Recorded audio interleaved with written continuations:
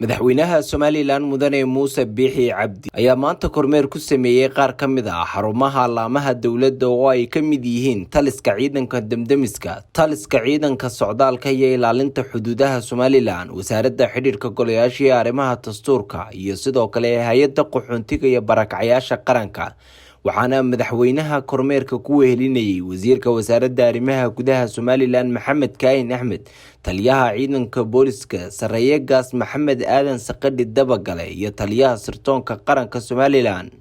madaxweynaha ayaa ugu horeyn booqday taliska guud ee ciidanka damdamiska, waxaana halkaasi salaan kaga qaatay cutub ka tirsan ciidanka damdamiska. taliyaha ciidanka damdamiska Sareeye Guute Axmed Maxamed Xasan Sawaaxili ayaa madaxweynaha uga warbixiyay hanaanka shaqo ee ciidanku ay u hayaan bulshada Somaliland, gaar ahaan caasimadda, iyo qaabka ay uga howlgalaan marka ay dhacdo khatarta dabku.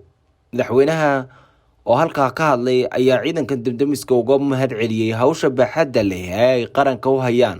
waxaan marka hore aad iyo aad ugu hambaleynayaa ciidanka damdamiska shaqada culus ee khatarta leh ee maalmo dagaalka jooga dabka la dagaalamaysan ee qaranka waa sabab ku hambalyeynaya. qarankuna waa yinoogi wixii ka dhimanna waa la gaari doonaa. waxaan si gaar ah u hambaleynayaa oo loogu mahadnaqayaa ummadda oo dhan u ducaynaysa taliyihiina oo ah nin hal abuur leh, hawshan isagu bilaabay iyadoo oon jirin dabdabisma jirin ayuu daacadda ka bilaabay inuu ka hadlo dab baa loo baahan yahay. war wax dabkii uu sharxay malaa sanad buu waday inuu sharxo oo idhaahdo hawshaasaynu u baahannahay. markii dambena wuxuu ka bilaabay cidla, maantana wuxuu gaadhay in uu gobollada oo dhan iyo magaalooyinka waaweyn ee baacmishirka gaadho. runtii hawshaas waa hal abuurnimada qofka, kama soo hadho horumarka iyo waxqabadku qofka hogaamiyaha hal abuurkiisa. qoladan ciyaartooyga kubaddu waxay dhahdaan hal abuurka annagaa u badina. taybu axmed iyuu muujinaya ciyaartooy buu ahaa qaranka u ciyaara, gobollada u ciyaaro, qaranka oo dhan ba u ciyaara. markaa ninka kubadda ciyaara dee waa inuu deg deg u fikiraa, deg deg qofkaa ordaya laba sugulood ta laga soo laagaya waa inuu gartaa, halkay maraysana waa inuu gartaa, waa inaanu daalin muruqa hadduu goolkii baa dhalanaya waa inuu xajiyaa isagoo dhaawaca. marka hawlo badan oo mar qurooda qabtaa buu sameeyaa ciyaartooygu. marka waxaan filayaa idinkuna inaad ciyaartooy midhantihiin oo waddadiisa mari doontaan oo mustaqbalka dalka waddada taliyiin wada mari doontaan, rag iyo dumarba. ta kale nidaamka uu samaystay iyo isgaarsiinta iyo operation roomka si uu samaystayna waxaa ka muuqata aqoon. waa bilow hawshan dabdabisku iyo qaranka u dhisaynaaba waxaa noqoteen dafcaddii ugu horreysay ee lagu aasaasay dabdabiska dhammaantiin. wakhti fog hamoodina waadhow waa ka sheekayn doontaan markii la aasaasayey iyo dad badanoo tiahdaan imika halkan jooga allah u naxariisto la odhan doono. wax weyn hamoodina. 10 sano 15 sano ka bacdi dhalinyaraati 20 sano dhalinyaraati hawsha markaa adiga soo baxsanaysa.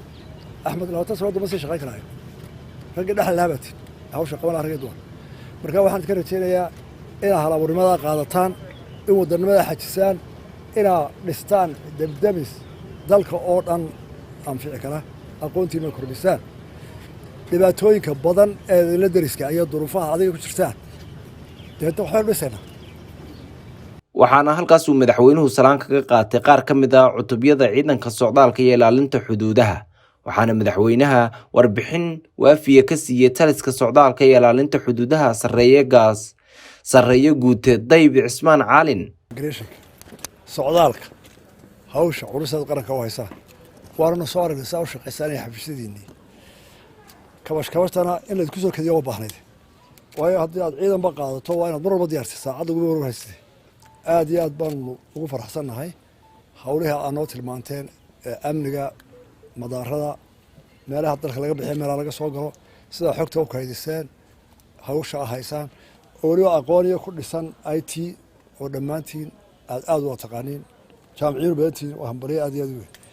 dal baynu dhisaynaa, qaybtiina ka qaadanaysaan, bilow aa u tihiin ciidamadan. ha dhowto aan dheereen baa ka sheekayn doontaa halkaa ka soo bilowdaan iyo halka la gaarayo. mar walba waxbay noo kordhaya. waxaa laga yaaba ragga badankiisu waa dhalinyaro 20 sano ka bacdi 30 sano ka bacdi inaad ka warantaan meeshan waxay ahaan jirtay iyo si loo soo bilaabay. marka hawshaasina dee idinka intaa la dhismaheedu wixii dhibaato ay qabtaan waa wax aynu u taagi laanahay. qaranku waxba idinka hakran maayo, laakiin dee waxaanu hageediyo waxbaynu dhisaynaado qof walba hawl culus baa dul taala.